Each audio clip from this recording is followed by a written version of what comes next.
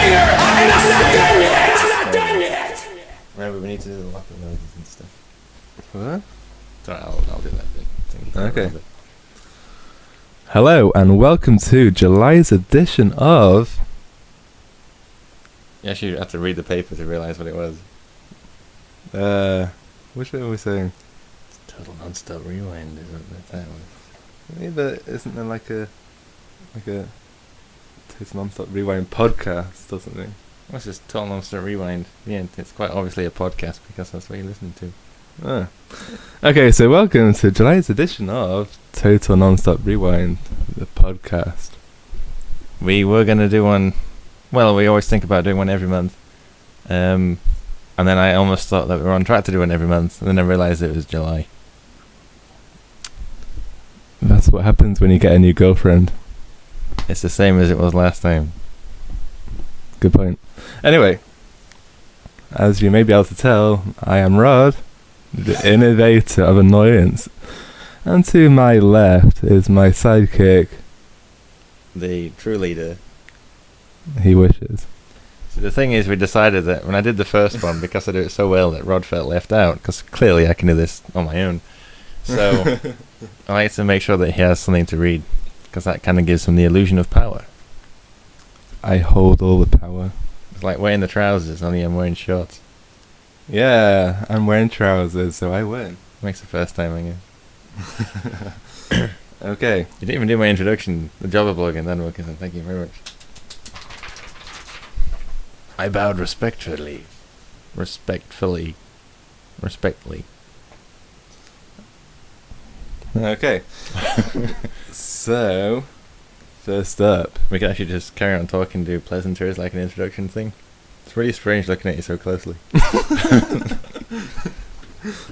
We need to invest in some headsets. Listeners, if there are any apart from one, send us some money for some reason. That's a good idea. What, monthly money grant? Just send money. It doesn't have to be every month, every day. Hello. There you go. And we're back. It's all coming back to me now, like turning it off and turning it back on. Technical issues. Like turning it off and turning it back on. Alright. So that's the end of pleasantries, is it? I don't see well, it for what else do you want to say? Nothing really. I don't like you that much. Okay. Okay, so first up. I'm moving closer to be close to the microphone, not to be closer to you. I thought you wanted to cuddle. Yeah, maybe later. Okay. Okay, so first up. You've completely missed the introduction to what the titles do. What are you saying? That's bad. Every Total Nonstop Rewind podcast from number 2 and number 3, technically, so this is the third, always starts with the lockups. Ding, ding, ding. That's what I was going to say. The following round is scheduled for 8 things. Actually, it's 9 things. Well, you do it then. It says right there, 9. Go on then, you do the introduction. Okay, the following lockup is scheduled for 9 things.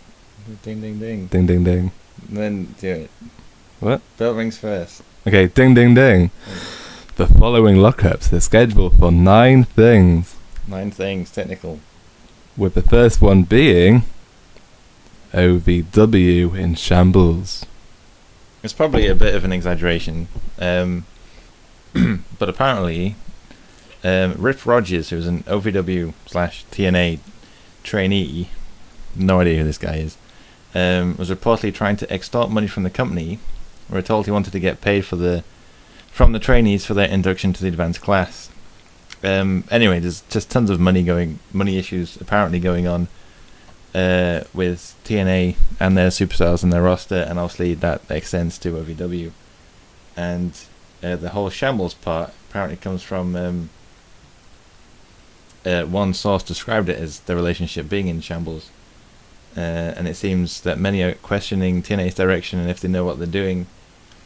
And apparently Al Snow has been offering things that he can't actually promise. So it all sounds a bit messed up for TNA's training camp. Yeah, but... Do you reckon that's why WWE dropped them? Dropped who? OVW. Because OVW was their training school before. Then they got rid of it for Florida. FCW. Florida Championship Wrestling. Perhaps. But I think TNA is focusing far too much on new stars because they're constantly doing the gut check thing, and it's completely and utterly unnecessary. We'll get to that later. And we will. But like you had a good thing earlier about saying that there's a really good interview. It is up on TNR, facebook.com/Turn On Some Rewind. Where they were talking about it was Bully Ray being interviewed, and he was talking about how many wrestling schools there are now and how easy it is to open a wrestling school. Me and Rod actually went to a wrestling school run by some guy called Ron. That was a long time ago. The Urban Warrior. He just wore Kane's mask, which was green and black like camouflage. He was just tall. I was awesome at that. You sucked. But that was in Immingham. Basically, it was just a back lot with a ring in it. Though we did wrestle in the same ring as Paul Burchill before he left for Greater Things and then got fired. You do realise that a lot of people will be like, "Ugh, and we're back." It was a small industrial, it was just like a hold all. It was a storage space, wasn't it? He just rented it. In fact, he took me to his office once. This already sounds dodgy as a story. He took me into his office and asked if we can help him out with his money issues to keep it going. Needless to say, he ran out of business. But anyway, so Bully Ray was talking about tons of wrestling. Needs to get a new microphone. But anyway, Bully and Devon have their own. It's funny that actually you now call him just Bully. You realise that rather than Bubba. Rather than calling it Bubba Ray and Devon. Yeah. Just kind of call him Bully. You got used to the name change. Yeah. It suits him Bully, better anyway. It suits him, yeah. But anyway, so they have their own wrestling school, also in Florida, I think. So I mean, like you mentioned, why don't they just send stars to them, or bring stars through their school, like Jesse Neal was? I didn't like Jesse Neal. I don't mind that he got fired, but still, because you think that would be a better connection than OVW, because your world heavyweight champion can train people. So why not do that as an alternative? Yeah, they should all go to Bully and Devon School of Training, or whatever it's called. Because, like, I know you don't like him, but Rob Terry came from there. Did you know that? Rob Terry came from Bully and Devon School. Yeah. He just lost all credibility. So what do you think this Al Snow thing is? Probably promising like airtime or something like that, or contracts in TNA. Maybe he promised him a free mannequin head. Yeah, or something like that. Yeah. I think about sums up the shambles part of OVW. Yep. You had to get looked at though. TNA seems to have a lot of Yeah, it little seems to be things. quite a lot of bad press with TNA this month. Yeah, and for the last 11 years of their business being open. Yeah, mainly recently though. Mainly recently. Yeah. At least mainly more relevant things. Hopefully we won't see the downfall of TNA DVD. They would try and do a rise of TNA, but I don't think it's got that far yet. Yeah. Okay. That was kind of a joke. I think they have got much further than ECW, and ECW had one. Although ECW obviously made much more of an impact on the industry thus far. You like to go completely off topic. I'm just talking out loud. Okay, number 2. Sting going to WWE. And before you start talking, I just want to say that if he actually does that, it's going to be perhaps the biggest mistake he'll ever make in his career. Yeah, WWE do not have a clue how to handle other people's characters. I mean, there's the very rare exception of people who came from WCW or ECW, but on the whole, it's not great.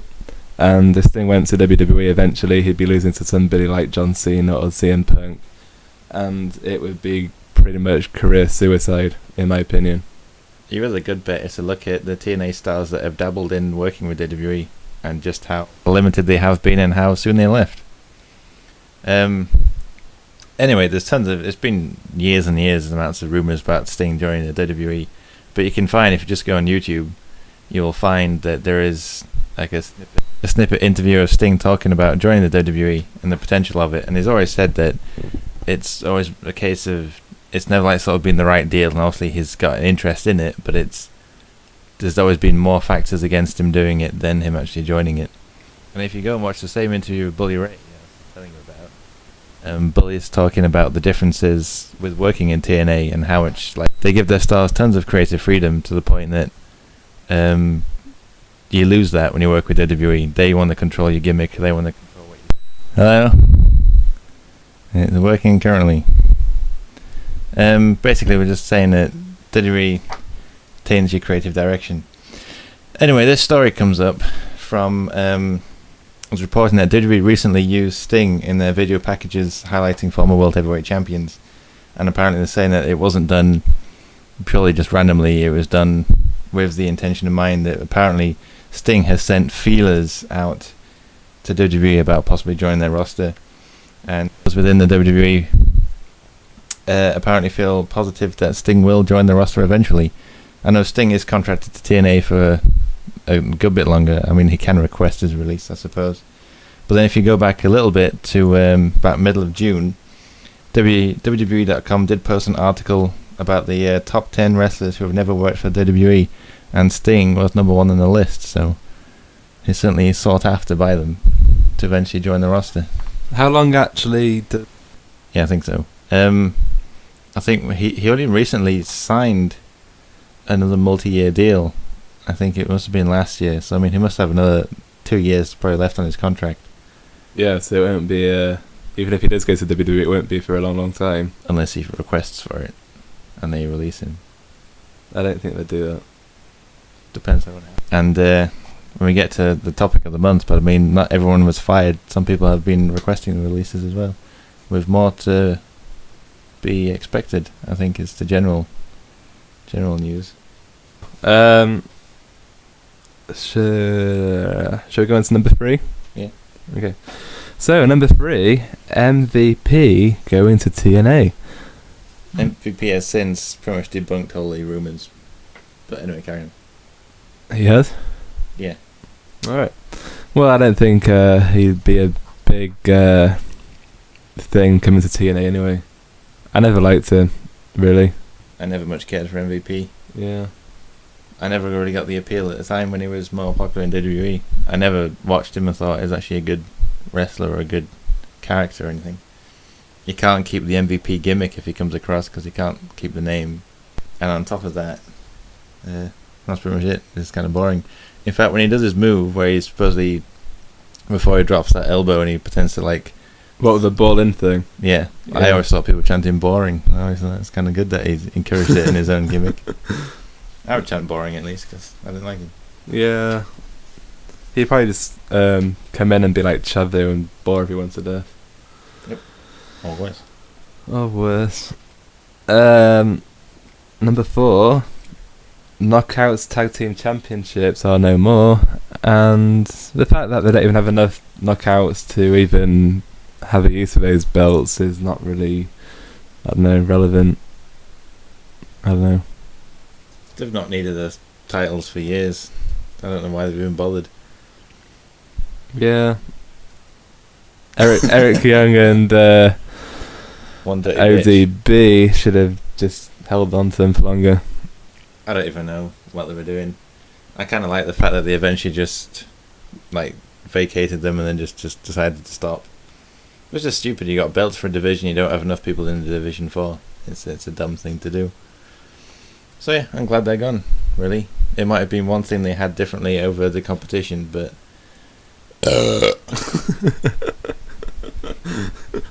You're still leaving that in. Oh, that stinks. That's your hot dogs and onions coming back in. Yeah. Anyway, That's pretty much the end of that topic, really, isn't it? yeah, pretty much. They suck. It's about time. Carry on. Okay, carry on. Number 5. WWE. And you spelled this wrong, you know. I did tell you earlier, but... Executive. Yeah, but you put executive. Executive. To ha. I think it's not wrong, I think it's not wrong. Did you spell it wrong or just leaving an idiot? Executive. I don't know. I didn't type it in the other bit. No, I that's don't how know. you spell it. That's how they spelled it in the actual other thing. That's how you spell executive. Executive.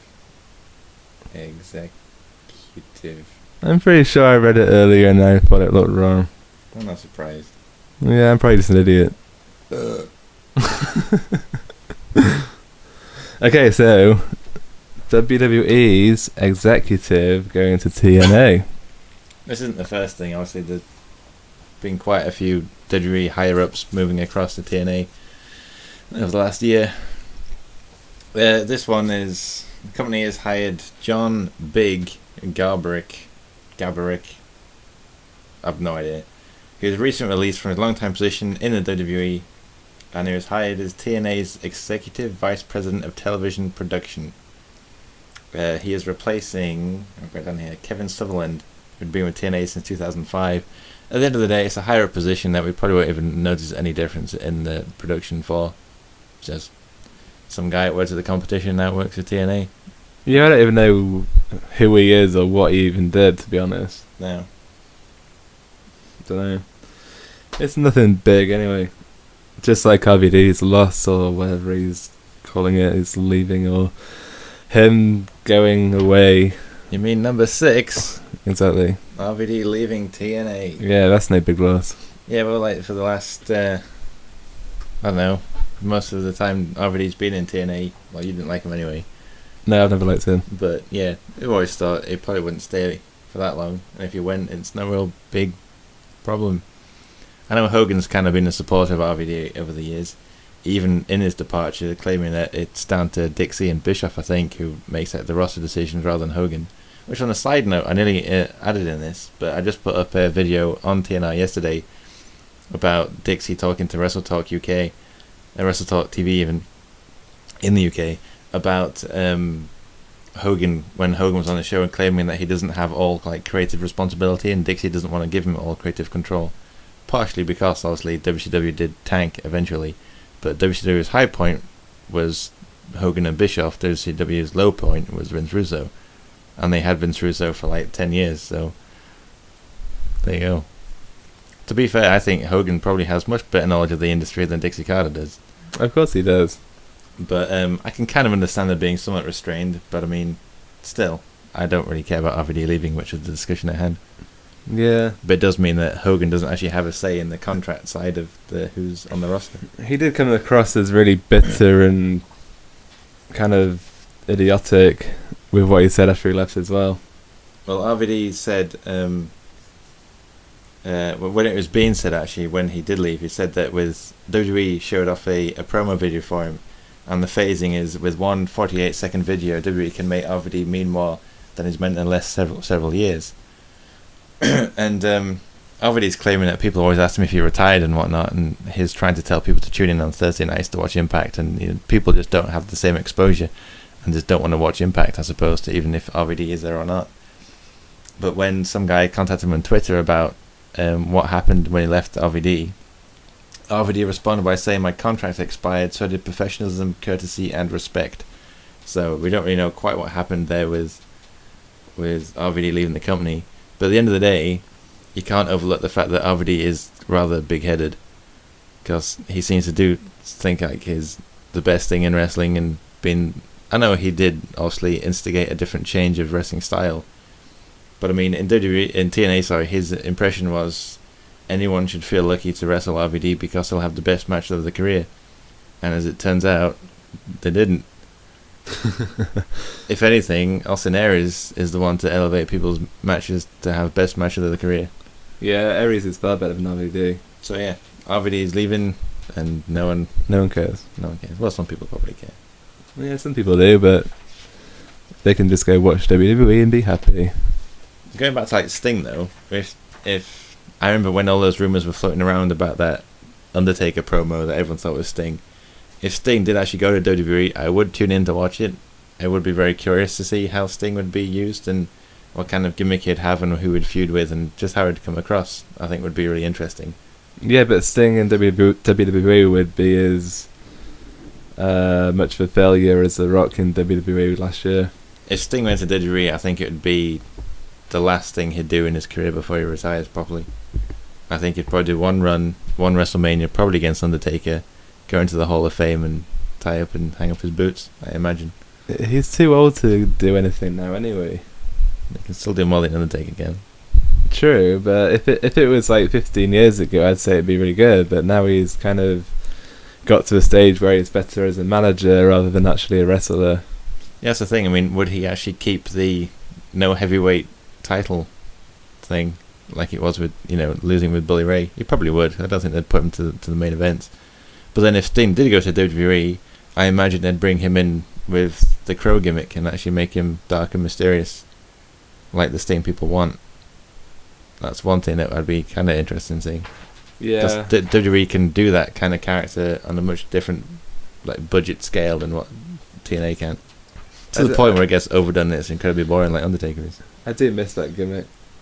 Anyway, carry on. Okay, so number 7, Taz still with TNA because he's just signed a new contract. Yeah, this is only really a small point.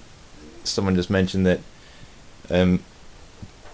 Taz put up a tweet saying a couple of big wrestling shows in my hometown of Brooklyn, and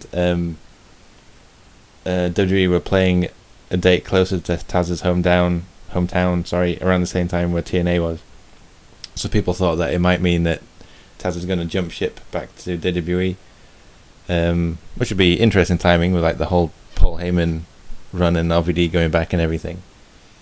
But no, Taz has since put up on Twitter that his exact words were, "I'm very proud to announce that I've re-signed with TNA Wrestling, #LoveMyHome," which I think's nice, really. I think the fact that Taz is in the position he is and he does always constantly support TNA.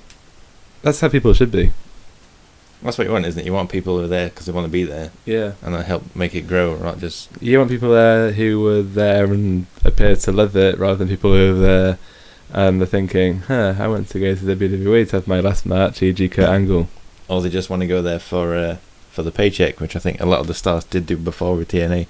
Went across for a substitute and easy money. And then you've got all the TNA originals who are doing it because it's their sort of passion and their dream for this company to succeed. And I think Taz fits into the ladder now. So I'm glad he's staying. I like Taz. I just wish he would do more stuff with his character, like go backstage with aces and eights and things, rather than just being the heel announcer. I honestly thought that he would be removed as an announcer and Todd Kennelly would fit with Mike Tenay on announcing, and Taz would jump on announcing back and forth here and there occasionally, but be more like a manager role. Like you said, it would be good with aces and eights. I'm hoping that they'll hire Matt Stryker and then they will do that. I'd rather just get Todd Kennelly back. I quite like Todd. I thought it was quite good. Yeah, it was alright. Yeah. So number 8, We got through these really quick. Kurt Angle, still pro WWE, and I just kind of covered that. But what would you like to say on such a matter? I already think he's kind of an idiot for doing it, but well, the reason I put it on is because we've already discussed. I think it was on last month's where Angle was talking about his dream retirement match and his dream matches altogether, and they're all WWE stars. He seems to have got that itch recently, talking about his time in WWE and wanting to be back in WWE and who he'd want to wrestle, and they're all been WWE stars. And the reason I mention it is because obviously since then Slammiversary's been, and TNA have made Kurt their second induction to the Hall of Fame. And yes, Kurt's worthy of it, obviously, is his caliber as a wrestler and his mark in the industry. But it's also the fact that Kurt obviously did build TNA to a different level, him being there. But to me, TNA's Hall of Fame always looks like a one-upmanship. It reminds me of spoilt kids that kind of just doing their own thing because they can't be included in anything else. WWE played this big thing for Sting joining them, and then Sting stayed with TNA. But obviously they clearly want him in their Hall of Fame, so they made their own Hall of Fame and put Sting in there first. So Sting will always go down in the history books as being the Hall of Famer in TNA originally before anywhere else. And it feels like they're doing the same thing with Kurt Angle, trying to keep him happy and keep him as a part of TNA. They therefore induct him into the Hall of Fame. That's how it comes across to me. It doesn't come across as we're really honouring you as who you are. It's kind of we don't want you to go away, be with us forever, your name's stuck in history now. yeah, I kind of felt that as well. So when obviously they put Angle in there, I kind of didn't expect him to come straight out and he put, I've been inducted in every amateur and pro Hall of Fame except WWE, and that is next.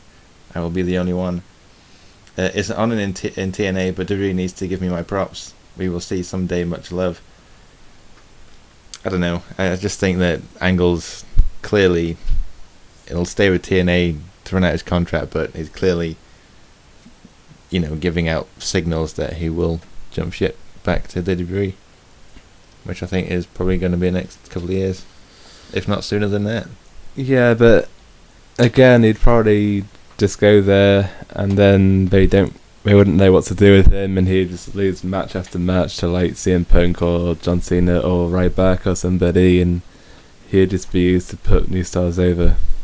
I think originally Angle will probably come in pretty good, wrestle like the old sort of veterans, wrestle a lot of the new talent, and probably win matches and probably get pushed to the top, maybe main event WrestleMania or something like that, win at least another heavyweight championship. Then he'll probably be inducted into the Hall of Fame and again retire, I imagine.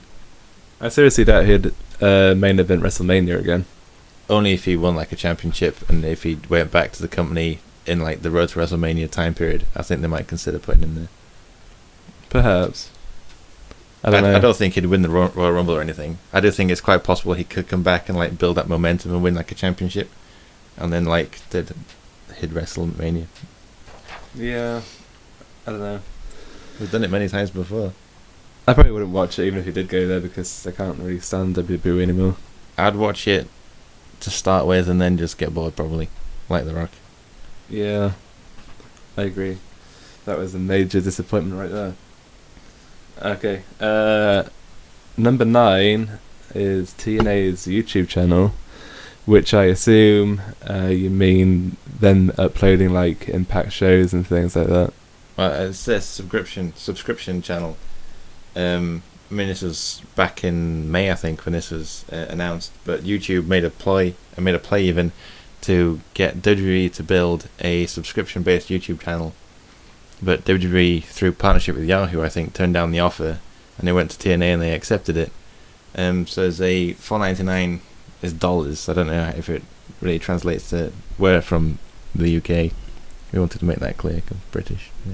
I'm pretty sure they can tell that by the fact that we've got British accents, and you talk about Birmingham and places like that, and they'll be like, "Where on earth is that?" Yeah, but you did say that you want to make it more obvious to people because people were questioning it. That one guy. Yeah. Anyway, but yes, we're either British or Australian, one of the two. American. Some woman at the cinema thinks I don't work at a cinema. I work at a cinema. That's a lie. Anyway, yeah, so you can get the YouTube subscription, $4.99 a month. The thing with it is, I think it's just like for older things they've updated there. But it's like we watched it today. I mean, we don't want to necessarily watch it always online. I'd like to give them my ratings and stuff, but for trying to keep up to date with it and not to get spoiled, and actually if you're trying to write it up as well, you need to be in the moment with it. And if they put it on YouTube themselves, I would pay for it. I would pay a monthly subscription to their YouTube channel if I could watch their shows properly when they went up. The only problem I have with TNA's YouTube channel is they put spoilers on it. Yeah, but not if they did that as like a thing. Yeah, but for example, if you go on there, they'll say who's won what match and who was announced as the new member of Main Event Mafia and all that sort of stuff before you even got a chance to watch the show. Yeah, which is what I mean though. If they had it uploaded there, if you were a subscriber and their show went live, say on YouTube, and they streamed it online, then obviously I'd pay for that. I'd watch it live. Yeah, if that'd mean it'd be shown over here at like 2 a.m. Yeah, that's fine then. But I mean, if you pay for it, it'd be on there anyway, so you could just watch it whenever, because it's on there. True. But the other thing is, they're always complaining about ratings, you see. And if it was on the internet, their ratings would be huge. I'm sure worldwide their ratings would be much higher than the 0.86 cable rating they usually get every week in America. That's only depending if people pay the £5 necessary to go on it, or $4 or whatever it is. I'm fairly sure people would. Worldwide, I'm fairly sure you'd get huge amounts of people watching it. And the advertising revenue from YouTube, not to mention Spike TV's like licensing throughout the globe to different publications. I mean, I don't know, it just seems much smarter than to have so little ratings. Yeah, but you realise if it is on YouTube, you'd have to watch adverts, right? Yeah, but it doesn't really matter. You can watch adverts if you watch it on TV. True. I don't know, but I mean, you can't like skip them or anything. Yeah, but YouTube adverts work like the ones at the bottom. They just pop up and you can shut them down after so many seconds. Not for every show, but I mean, they can do that, or they can just have sponsors and stuff. Yeah. At the end of the day, you get paid revenue for that, and it's big money. I definitely think they should do it. Yeah. But what about like pay-per-views and things? Should they be on there as well? And how would that work? I suppose. But yeah, I don't see why you couldn't just have them on there as well.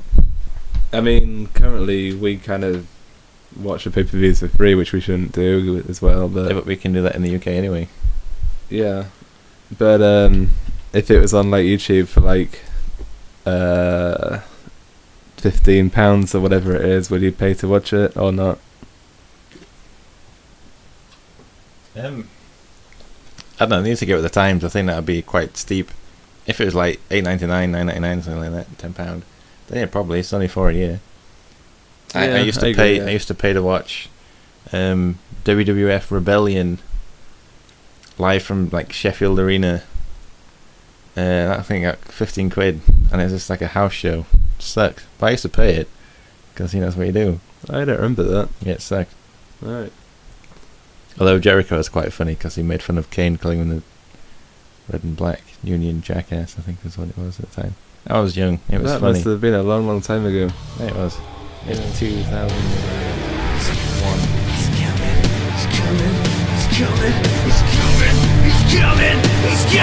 He's coming alive!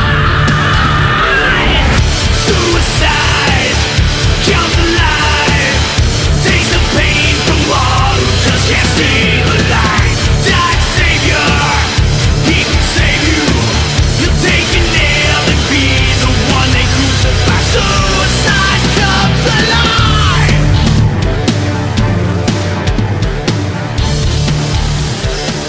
Out in the night and in the day, you're sleeping home. Rewind of the month.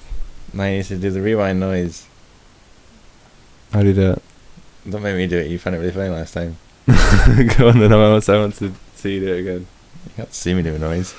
Yeah. Well, you can. Okay, go then. Well, you do it first. But I don't know how you do it. You did it last time, all right? What is that? Rewind. Like that. That just kind of sounds like Gizmo Gizmo. from Gremlins. Only slightly high pitched and crazy, and then talking English. It's that's how you rewind. You just sound like someone in like, I don't know, Simpsons or something. Yeah. Rewind of the month. What's going on, Rod? What's the rewind of the month?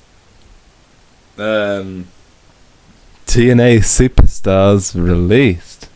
Alright, so before we get into the new one, last month I think it was June, TNA released announcer Todd Kenley, Douglas Williams, Kid Cash, and Jesse Sorensen, I believe. I think that's everyone. Douglas Williams. He's got an email if you want to. bookdougwilliams@gmail.com. Shall I send him an email asking to come around for my birthday? Yeah, you should do actually. Oh, and Alex Silver got fired. That guy who won Gut Check for the first time and then got fired. Because, why not? Just like everybody else is going to be on Gut Check and then get fired. Yeah. Yeah. But yeah, Alex Silver, it's no big loss. Douglas Williams is a big loss, I think. Yeah, that's a If you massive look at- loss. He's really good. I feel sorry for Jesse Sorensen. Obviously, he broke his neck at the hands of Zimrion. He was working in the office at TNA. Possible, maybe getting back in the ring at some point. I guess he won't be now. Kid Cash. Never really liked Kid Cash. Not a big loss if he's gone. Douglas Williams put on Twitter, "Thank you for all the great fan support during the past 4 years. Time for bigger and better things. ... Like going back home and eating breakfast. I don't know. A huge shame I won't get the chance to train with Rampage Jackson. That's something I didn't put on the news article, but it's not that relevant 2 weeks after it happened. because no one cares anymore. The thing I thought was more interesting was what Kid Cash said. And Kid Cash says, and I quote, "They just keep recycling the same people over and over and don't push the ones who have actual talent in the locker room. And unless they drastically raise their budget, they'll continue on the same path. They don't pay like any other IT company. ECW paid me twice the amount as TNA ever did, and that's the truth." Wait, ECW? Apparently. They actually pay their stars? But I mean, there's tons of stories about Paul Heyman telling Taz he'll loan him money later on and, paying the money back and stuff. There's, ECW was whatever. The fact that they're saying that they don't push the ones with actual talent in the locker room. Well, not to criticize him, but I'm fairly sure that Austin Aries just main evented Impact with Chris Sabin and TJ Perkins, who TJ is new despite what Hogan tries to get you to believe is manic. And I'd say they're new and ones with the most talent. At least Austin Aries has the most talent in the locker room. Yeah, he's just coming across as butthurt or whatever it's called. The problem is that Cash just wasn't that good, really, and his gimmick isn't that good. I do think, for the record, though, that if they pursued the Cash and Gunner tag team, that would have been quite interesting, but they ditched that idea. I think Cash and Gunner made a more forceful team than Storm and Gunner. Yeah, I agree with that, yeah. But, really, out of everybody who's been released, I haven't really cared about anyone thus far. No. Todd Kennelly says, "Thank you so much for all the support and compliments on my work. Can't tell you how much I appreciate it. Really making my day." TNA has since said that they really like Todd, and it's not the case of that they got rid of him because of his work ethic. It's just because they're just making cutbacks and they just don't need 3 people when they have Taz and TNA. That's the only reason why Todd's gone. Anyway, but that's that news. That's a month out of date. And yesterday I think it all went online. But Joey Ryan, Madison Rayne, Crimson, Christian York, and Taylor Hendricks have all been released from their contracts. So, out of all those, the only one I'm going to miss really is Joey Ryan. But then from day one, they didn't really know what to do with him, did they? When he first came on board, his whole feud with Al Snow was quite good. But yeah, and he's got a good gimmick, but he's got a hard gimmick to place. I think that's the problem. His gimmick's funny and everything, but then you can't really sort of drive that into like any real sort of championship sort of storyline or anything. It's difficult to place. But yeah, lots of talent in Joey Ryan.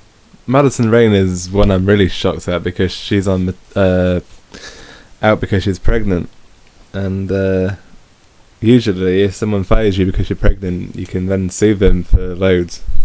It's interesting though, because I mean, technically she's not just out on maternity leave, she is out still working for them. She is one of the ones in charge and running the new Knockouts website and writing her daily blogs and stuff like that on the website.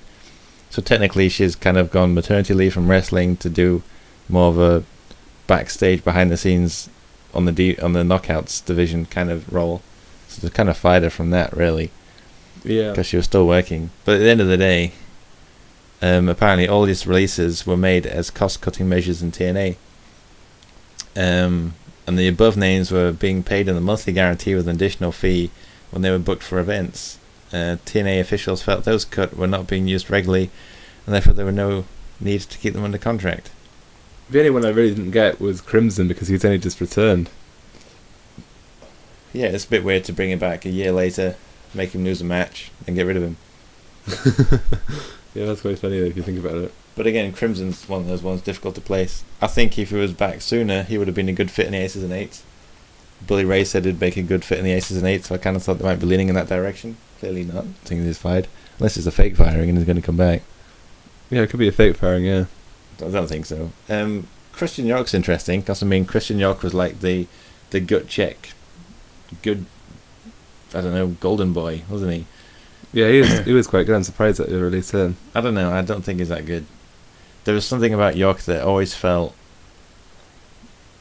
he had little bits of potential, but as an entire package there was something missing. Yeah, but he's better than a lot of the people you do see on Gut Check, such as the Ryback person who was just kicked off. Yeah, but in terms of people who have actually been given a contract, I wouldn't say as much. My problem with York, and I don't mean this in like a disrespectful way to him, but like he's saying that, you know, he's been he's never had the big payoff. No one's actually really given him a contract to be himself in like 18 years in the business. And at the end of the day, when you look back in his old tapes and stuff, he's done nothing in those 18 years. So you might think eventually that, hey, people aren't signing me, maybe I should try something different. And he didn't try anything different, and it's not working for him, clearly. He's not really got a gimmick. He could be interesting if he had, like, I always say he's got a good build, but I mean, it just comes across as like surfer dude with no personality who can wrestle alright. And where, I mean, if he's already got like crazy hair, if he had like crazy face paint and like armbands and stuff like Warrior used to do or something, it'd be quite interesting. Yeah, I'd agree with that, yeah. But it just wasn't. It was just really kind of bland. So Yeah. again, there's just no point. There's no point in paying him money to have him. Taylor Hendricks is interesting because she's the only female gut check winner to be given a contract, but apparently she requested her release. She requested her release? Apparently so. Oh, I didn't know that. Maybe she was sick of being compared to Lita. I don't know. At the end of the day, I thought she was quite good, but she wasn't great. Clearly, she was. She didn't. I've never watched her wrestle, even in like her impressive matches she's had. She's not better than like Brooke Tessmacher, and Brooke's not been, or Brooke Adams, should we be honest. Yeah, she'll probably be released next. I hope not, because she's really good, and yet she's not being seen for ages. Are we actually expecting more releases now? They did say that with like TNA's cost cutting, that more releases could be expected. So let's see. We'll have like Rockstar Spud released and probably Rob Terry released and Brooke Tessmacher released. I don't think she'll go. I think they'll keep Brooke. I don't know. Fairly sure they'll keep Brooke. I don't know why we could been doing gut check there. It's just ridiculous. That's the thing, isn't it? They're on about cutting cost, but yet the roster isn't that big anyway. They have one show a week where they don't even have enough TV time to show everyone anyway. Because, I mean, they always have, like, this superstar's returning after 3 months of no real reason why he's been gone, because they just don't have the money or the storyline to put him there. So you just don't need that many people, so there's no point adding more people to a roster that you don't have enough time to show off in the first place. It's a silly thing, and if they're trying to look at cost-cutting measures, why do they have a show every month trying to get a new star when how many people have won gut check who they've already fired? Quite a few. Alex Silver got fired. Sam Shaw's probably going to get fired. He's still there currently, but I'm fairly sure he's going to get fired. Christian York's been fired. Taylor Hendricks has been fired.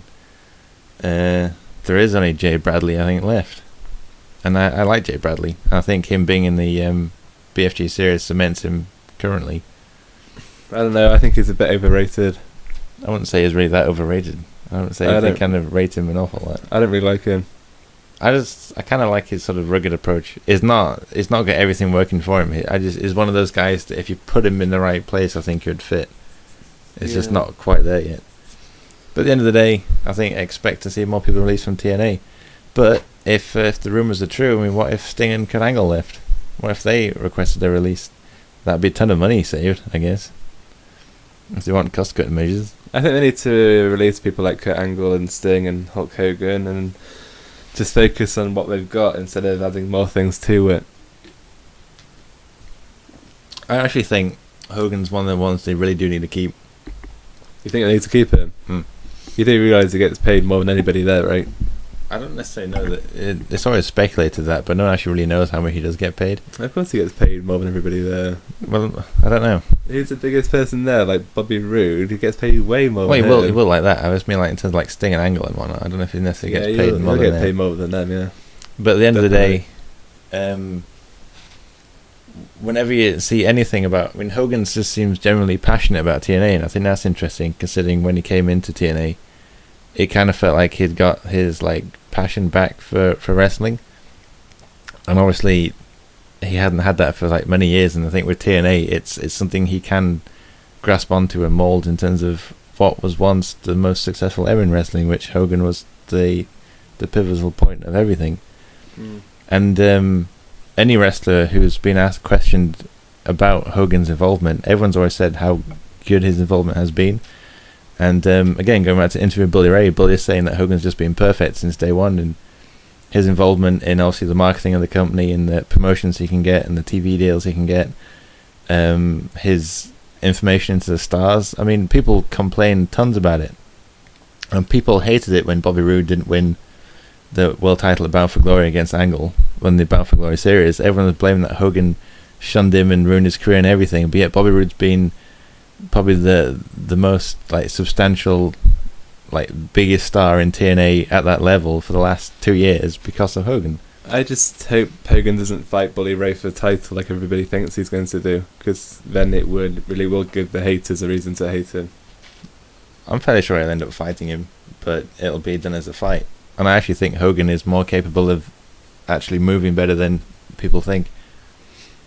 I don't know, it's been a long time since he actually had a match, and he hasn't done like his signature moves in a long time. I don't think he ever will. I don't think he'll even wrestle. It'll just be punching in chairs and stuff like that, like it was with Sting. I thought it was rubbish though. I liked it. It was good. The only good bit was when he turned face, and that was the only good bit. The match itself was terrible. I enjoyed it. And I think obviously with Bully can be like a legitimate heel. So I mean, I think it's got grounds. It all depends on if Sabin takes the belt off of Bully or not. Because if Bully's the champion, then clearly he'll be fighting someone off the Bound for Glory series at Bound for Glory. If Sabin wins the belt, then I fully expect Bully's going to be fighting Hogan. I think that would be your answer. Anyway, going back to cost-cutting measures, it makes sense to get rid of people who aren't on TV who they don't use. No point paying them to be on the contract for no reason. What are you thinking? It's not your mum. It's not? No. My ankle rings.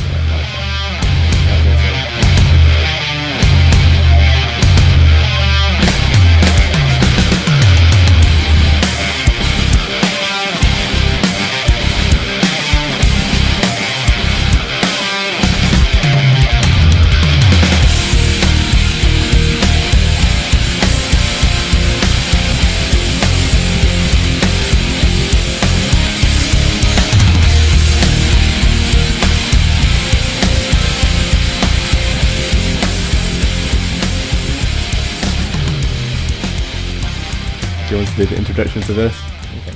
Okay. Over and out. I think we've already kind of discussed all of this. But yeah, we just always like to talk about who we think's over and who we think's on the way out. Not necessarily being fired, but you never know. Austin Aries is an interesting one because he's kind of been a bit muzzled since the whole Christy Hemme situation, but then they gave him the X Division title randomly, which he then lost, which I completely Spoilers. predicted. But yeah, apart from that, he's really good. Yeah, I mean, Aries has been up and down for a while. But Aries has always been the top star, really. If they did something to draw him away from the company, that would be the biggest mistake they ever did in their entire lives, basically, because he's like really good and probably the best person TNA has right now, in my opinion. Yeah, I agree with it. Yeah. But yeah, so Aries also took a big plunge with the whole Christy Hemme thing of him doing like a couple of second taunt with his crotch in her face. But I mean, I don't know why they kind of like censored him as much as they did, but I like the fact that he's back in the main event. And I think the X Division title switch and everything puts him in a really interesting place. It's a shame that he doesn't follow it through. But it did help put over Sabin, which is interesting because Sabin's on the list. Should we talk about Sabin? So, what I'm wondering is, Sabin obviously got a rematch because he lost his title. So, does that mean that Aries will get a rematch because he lost the title? No, because it's the X Division ruling, so Aries will be in the next X Division triple threat, probably. So, you don't get rematches if you lose the title? You just go back. If you don't get pinned in that three-way, you'll go back into the three-way. Although Destination X, if Sabin cashes in the belt, then it'll be an Ultimate X match for the championship. So Aries will probably be on that unless he just sticks for the BFG series. No, I don't think he'd be going for the X Division championship. I think he'd be like trying to main event. Yeah, I think so as well. Yeah. It'll be Manic and Kenny King and... I hope he doesn't go for the X Division championship because that's like a mid-carders title. Yeah. It's like WWE's like version of the Cruiserweight title. No, I think obviously it's better than that, but You're probably right. It's like the Intercontinental belt. More so. like that, yeah. Kind of, only a weight restricted style defined belt. Yeah. But it's certainly a belt of power around this. I like the cashing in for the World Championship match. I think that's a good idea. But obviously Aries has no business being in that division till next year unless he's not champion. I really hope Saban doesn't win a championship though. I can't imagine he will. I don't think he'd be a very good champion. Let's talk about Chris Sabin because he's been brought up. He's on the list of over and out. Okay. So he just won the title back, obviously.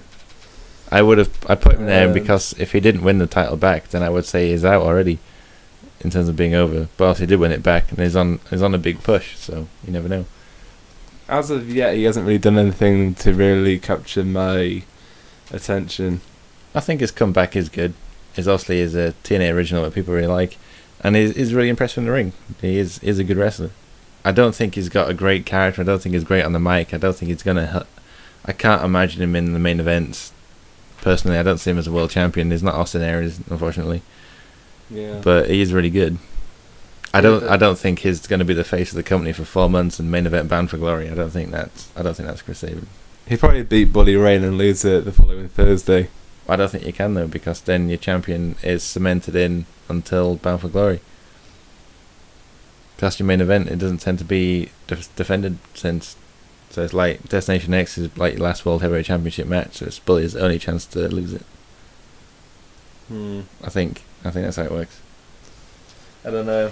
Chris Sabin is no Bully Ray. I just don't see Sabin main eventing any big pay-per-views. Especially not over Bully Ray. Yeah, exactly. Sting. Sting's out, in my opinion. It's hard to talk about Sting without talking about the main event Mafia, which is on the list. Alright, fine. Scratch Sting. Let's talk about Suicide. Okay, Suicide. Manic. Out. Manic. You're going to disagree with this, aren't you? Because they kind of like revealed who he is, and then just put his mask back on, and then they're like, this is a new gimmick. Everyone should like him now. And it's like, why just put on the same costume with the M instead of Suicide? And everyone knows who he is, and it's just kind of random. The thing, I didn't really care about Suicide being brought back. I think the character's kind of a bit boring.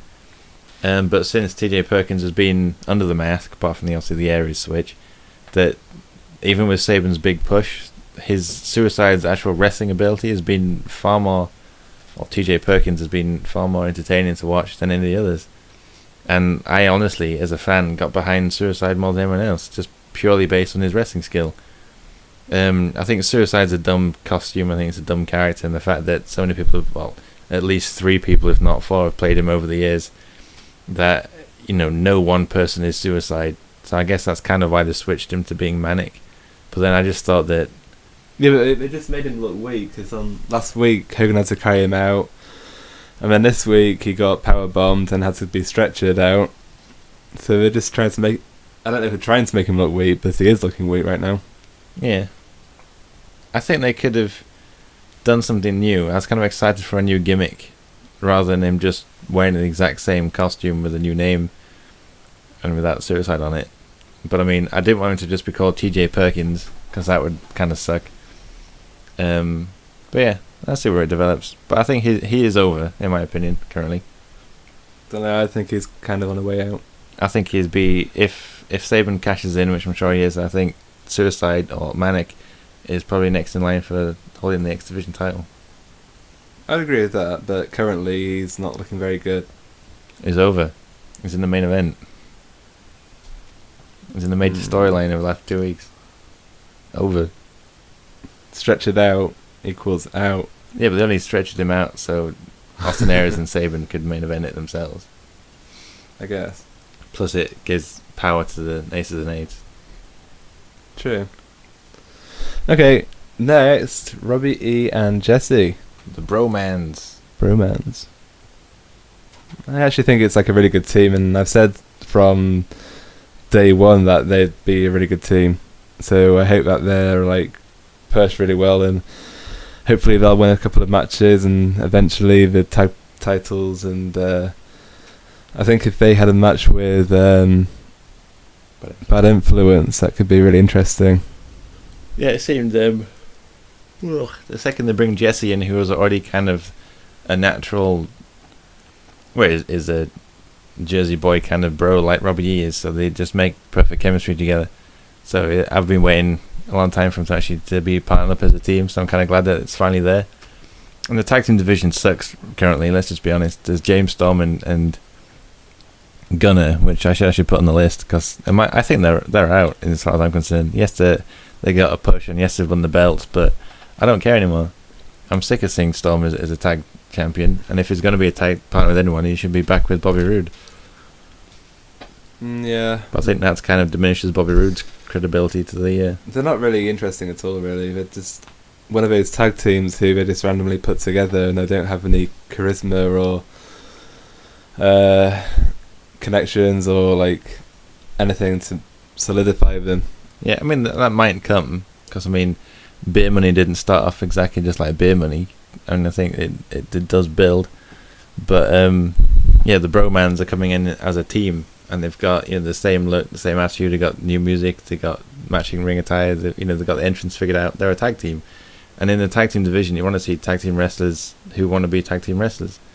That's what made the 90s so good. I mean, Bully Ray was saying that he went into wrestling to be a tag team wrestler. He never saw himself as a singles main eventer. He always wanted to focus on the tag teams. All the great teams over the years have always been great tag teams, and that's what I miss from the division. I don't think companies just want to break people up and push them to the main events, which I kind of understand, but then the tag team division suffers, and tag team wrestling is some of the most entertaining. In fact, most of TNA's biggest pay-per-views the last couple of years, their starring matches have been tag team matches. Yeah, they definitely need to work on that. So yeah, gimmicks and stuff. So Robbie and Jesse, bromance, good idea. In. Yeah. Yeah. Over. Or whatever it's called, over. Jay Bradley. Out, in whatever. Yeah, Jay Bradley, don't like the guy at all. Hate his look, hate his attire, hate his entrance, hate his wrestling style. Don't like him whatsoever, out in my opinion. Although he is over, because he's the only gut check person to actually win any competitions, and is in the Battle for Glory series, and is actually winning points. So they're pushing him, at least. I do think that, personally, I think the good storyline would be that Bully Ray needs plants from the Aces and Eights inside the Battle for Glory series, which now he has Anderson, but I think Jay Bradley would be really interesting if he was recruited or working under Bully Ray, but without actually being shown as an Aces and Eights member. I think it'd be quite interesting. That would only work if he was currently in the lead, though, which he isn't. No, but he could get some progress, or he could just start injuring people like Crimson did when he was in it the first time. Yeah, I don't see that happening though. It'd be good. I don't mind Jay Bradley. He's not great in the ring. I don't like his attire. He's got kind of crappy music, but he's got something. Is a certain sort of. I don't know. I like his persona. I think if you put him in the right situation, it'd be really good. So, is that over in your opinion? He is currently. No, my opinion is out. Okay, next is Matt Morgan. And how long has it been since we last saw Morgan? Quite a while. Yeah, pushing a month probably. Yeah, and I'm just hoping they don't release him, because he is really good and he definitely has the potential to be world champion. So if they release him, I really will be disappointed, really. So obviously the fact he's not been shown for over a month obviously means that he's out, but unfortunately I don't think we know what to do with him, because he is really good. But before he came back this last time, there was tons of rumours about him going to WWE, and he was sort of flaunting that himself. It could have just been like online speculation, but I mean, they'd probably have him. And if he doesn't keep getting used, I don't think he'd just re-sign. Yeah. I mean, you expect the storyline with Hogan to build, but I mean, it's been months and months since they've even played on that, so I don't even see the point in trying to bring it back up again. Yeah, that storyline with Hogan is actually really interesting. I wanted to see what we were going to do with that. He stole his cape, and then Hogan's just like meh. Yeah, but The they could have progressed it a lot more so than they did, and it could have been really good. Well, they kept progressing it before Slammiversary with Morgan and Sting, and then they just ditched it again, so Yeah. I have no idea. Speaking of ditching storylines and taking ages to get anywhere, Joseph Park. from the best. Yeah, we keep on seeing Joseph Park bleeding, and then he turns into Abyss, and But the weird thing is, none of his opponents have actually said anything about it, and other than being like, oh, so he turns into Abyss when he bleeds. I find that interesting as well. They all act really shocked. Like, Yeah. what's happening? What are you doing? It's like, haven't you been watching that show for the last years? That's what he does. Yeah, it's kind of stupid, really, but... Although I do like the fact that it's sort of stupid as in the Bound for Glory series, unless obviously they're going to progress his Abyss character. And his match with Jeff actually does seem like the further they've pushed that thing to date, really. It was interesting how he was actually properly beating down Jeff during the actual match before he did the whole turn into Abyss thing. And he did actually act like Abyss, doing his taunts and his screams and things as well. When he Yeah. black hole slammed the referee and whatnot. So I hope I don't know, I hope they do something with him, but... I'm sure they just won't act on it for another month. That's the problem with TNA, they like to water down their storylines. Yeah. Or just at least let him drag out. Yeah. It's like EastEnders. Yeah. I don't watch EastEnders. I don't think many people do, but I know what you mean. So... Let's talk about Aces and Eights first. And then save it for the other one. Okay. So Aces and Eights have kind of become a bit boring. When I first started out, I was hoping that they were the Eights and somebody else would be the Aces, such as Bischoff or Jarrett, and eventually they'd be revealed and they'd be like trying to take over the company, and Jarrett was going to like say how it is his company, how he founded it and all that sort of stuff. But currently Aces and Eights have kind of gone a bit stale, and it's kind of turned into a faction war rather than trying to take over the company sort of thing. In terms of the actual goal of the Aces and Eights, as far as what they've revealed, and that was quite a few months ago, and they've not even pushed it any forward. So basically it means that Bully Ray's recruited people to get him to be world champion, and all these people are happy to do it. And that's it, really. Yeah, they need to do something with that. A faction to make one guy champion sucks. I really, really, really, really, really hope that they do reveal Aces. Yeah, I do. But then at the same time, it's got to the point where it just doesn't feel like it's moving anywhere. They're going to start feeding with Main Event Mafia, probably build it to a Bound for Glory match, and then that'll probably start fizzling off after that. Yeah. So, out, in my opinion. Yeah, wasted opportunity if that's what they do. Yeah. It could have been something really interesting. So yeah, currently they're out, but hopefully something will happen with them to bring them back in and over. Yeah. Okay, so finally, Main Event Mafia. Right. And this faction is very stupid in my opinion, mainly because where the hell were the people who Sting's now recruited when he actually needed them? They were on Team Sting. Yeah, but... They still didn't help him. Exactly. I mean, when he was saying how he was going to bring in new people and all this sort of stuff, I thought he was literally going to bring in new people, not just befriend the people who didn't help him when he actually needed help. Yeah, it's a stupid storyline. And it's like, basically, all the people he's got were feuding with the Aces and Eights anyway, now they're just doing it in suits. So it's nothing's different, nothing's changed. It's the same thing, only they're calling themselves the Main Event Mafia and they wear stupid suits and they got crap music. Yeah, exactly. It's like, it was a golden opportunity to put Sting... I know obviously AJ's stolen a lone wolf kind of crazy, dark sort of character thing, but I mean, Sting can do it as well. Sting's also more popular for it.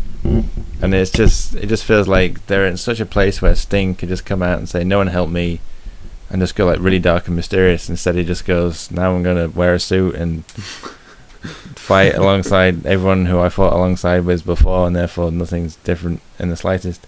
The only thing, like I said to you, is it'd be really good if Sting recruited all these people that didn't help him, and then he got them together and put them in a position with the Aces and Eights, and then Sting turned on them and was with the Aces and Eights all along as an ace. That would be interesting. Yeah. I'm fairly sure that'll never happen. Unfortunately not, I don't think it'll happen either, no. So yeah, so Sting went from being stale and boring to taking off any part which was slightly interesting and making himself more stale and boring, and that's it, put a suit on. That's pretty much all that's happened, and now I'm just fed up. Yep.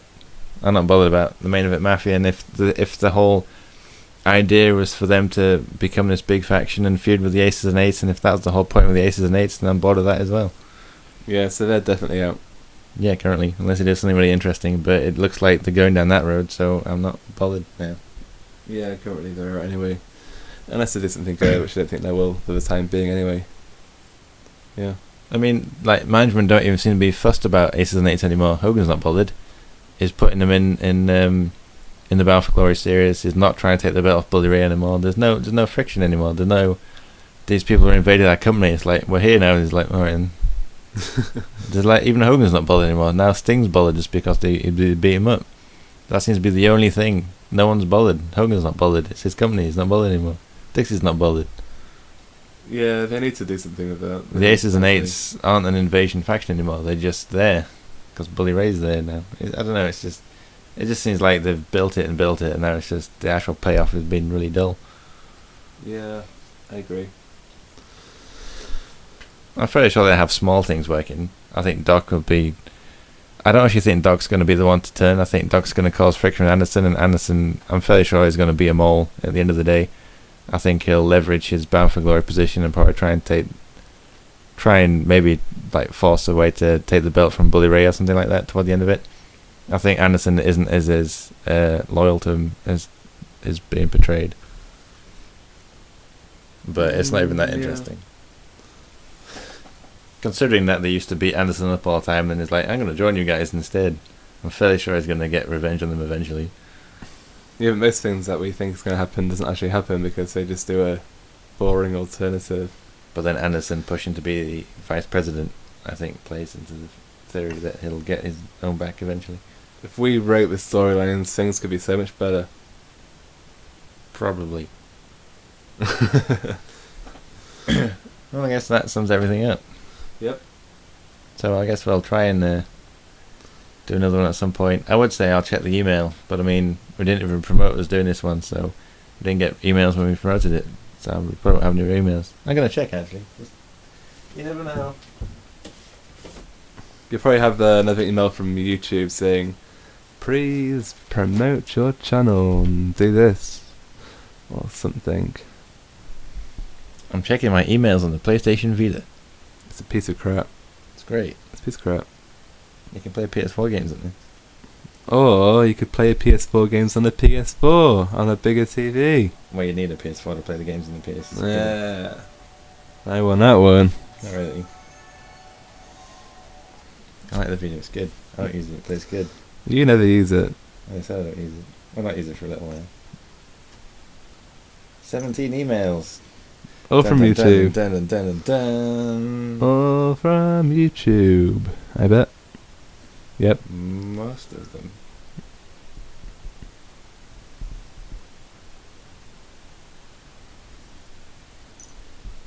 Congrats, your video is now on YouTube. I knew that because I put it there. Wow, Rod's to 3,000 is subscribed. That's you. It is. Got an update. Some guy sent some crap. So basically, we don't have any emails.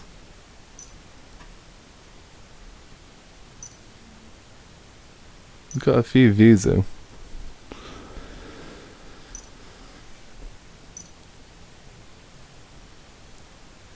Something about bodybuilding. It's all from YouTube. Yep. Just like I said it would. No, so my other guy is subscribed to us. There's at least one. Hey, we have 2 viewers now. We are steadily building up our viewers. So yeah, no emails. Nope, no emails. If you want to send us emails, you can through the Facebook page at facebook.com/Total Nonstop Rewind, or you can send it to totalnonstoprewind@gmail.com. And I guess now we need a movie reference to close the show on. I'm trying to think of something. You could do Star Wars, but I can't think of what a word thing would be. May the force be with you. Rod, Yeah? I'm not your father. Oh, I'm disappointed now.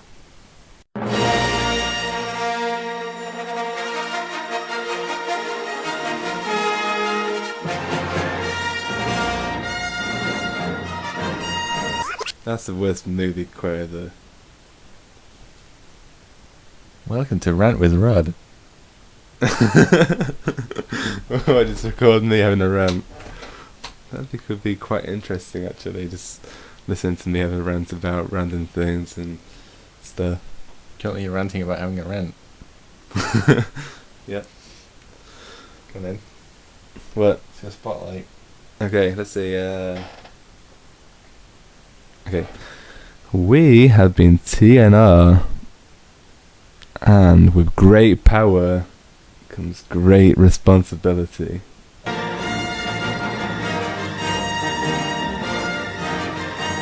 That's not from Star Wars. Which is why I have all power. And may the force be with you. So you're right, great. So we already did the Star Wars episode. And then I tell you to do a rant. It's start quoting Spider-Man. Mixed with Star That Wars. is not just Spider-Man, everyone uses that. It's from Spider-Man. Funny enough, though, when I had the Spider-Man cartoon maker for PC, which is awesome, by the way, as it was when I used it many, many years ago, I actually did make my own Spider-Man Star Wars crossover cartoon. It was really good, as it was at the time. I don't remember it. Couldn't save it. So, yeah. Yeah. Okay, you do a movie quote then, since I'm rubbish at it. I don't know what a movie quote is. What's the quote from? I just said, "Rod, I'm not your father." That was the quote from Star Wars. Oh, okay. Look, it's girls in glittery dresses running on the street. Ah, see, I told you. That's not what you said. What? No, I said that house is full of girls. It's not, though. I said it's full of... Welcome to Spying on the Neighbors with Rod.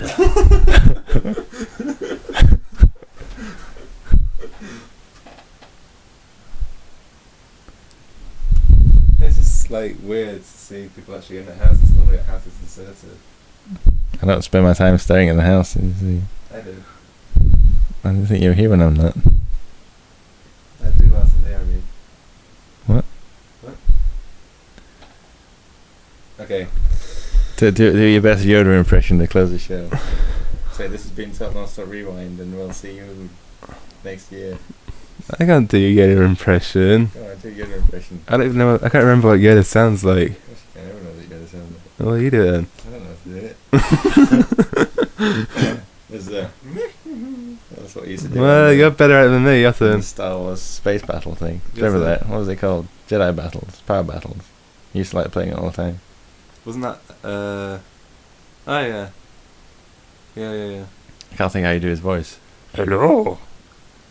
This has been Total Nonstop Rewind. I don't know what else to say. I don't know. We should really plan the endings instead of just talking rubbish. I kind of like the rubbish part. Yeah. Not that the ending is the rubbish part, but the majority is probably rubbish. You don't really have to listen to it, I suppose. We should just like upload the end part 'cause that's like the most interesting bit, entertaining bit, or whatever. Shall we actually stop this now? Because it's going to go for a bit long. Okay. Right. Goodbye.